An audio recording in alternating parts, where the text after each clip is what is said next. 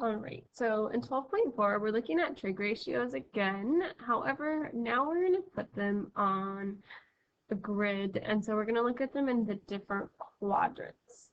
So, in different quadrants, different trig functions are positive and different ones are negative.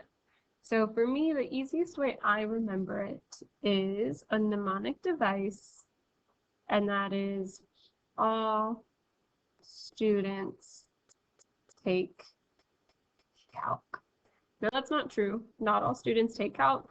So another way to think of it that you might find more entertaining is all students talk crap.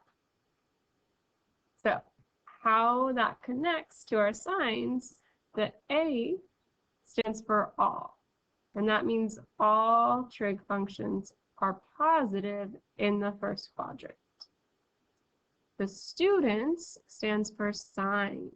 So that means sign is positive in quadrant 2, but the rest are negative.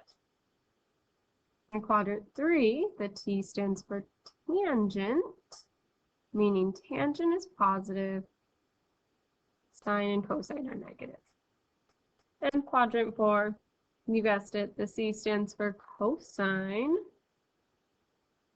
meaning cosine is positive, sine and tangent are negative. So now we're going to apply this and use some of our trig functions. Now we're going to be drawing triangles, and when we are drawing triangles, you want to think of it like you need to make a part of a bow tie. What I mean by that is your triangles, there should always be a part touching the x-axis. If I were to draw these triangles in all four, it kind of makes a bow tie. So,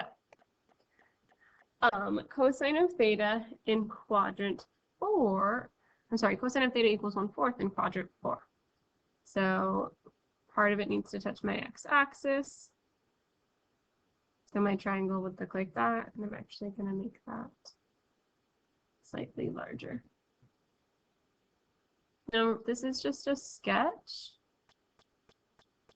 So theta always comes from the angle that is right there closest to your origin. And then I want to label my sides. We have our hypotenuse, our side adjacent to theta, and our side opposite to theta.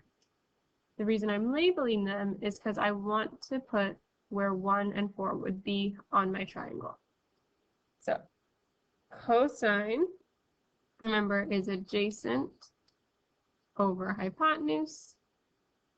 Our adjacent side is 1, our hypotenuse is 4, and we want to find tangent of theta, which is opposite over adjacent.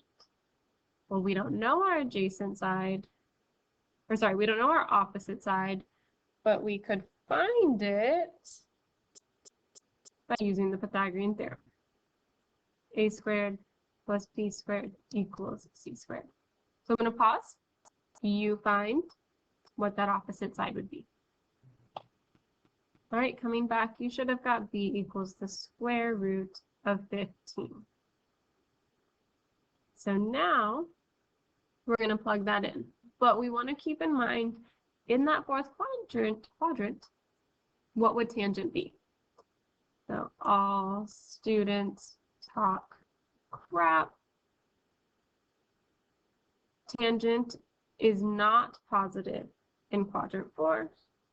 So tangent of theta equals negative square root of 15 over our adjacent side is 1, which really simplifies to tangent of theta equals negative square root of 15. All right.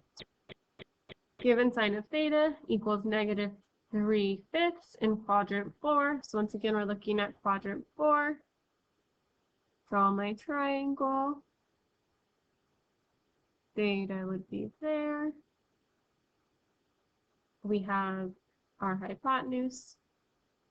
adjacent, and opposite. Sine of theta, remember sine is opposite over hypotenuse. Our opposite side is 3, our hypotenuse is 5. We want to find cosine, which is adjacent over hypotenuse. So adjacent side is what we have to find. Once again, you can use Pythagorean theorem. All right, using the Pythagorean theorem, we get that adjacent side equals 4. Now, before I even write this, I want to think, in that fourth quadrant, is cosine going to be positive or negative? So all students talk crap in quadrant 4. Cosine is our positive function. So cosine of theta equals, our adjacent is 4, our hypotenuse is 5. Once again, it's positive in quadrant 4. All right. Given the quadrant location,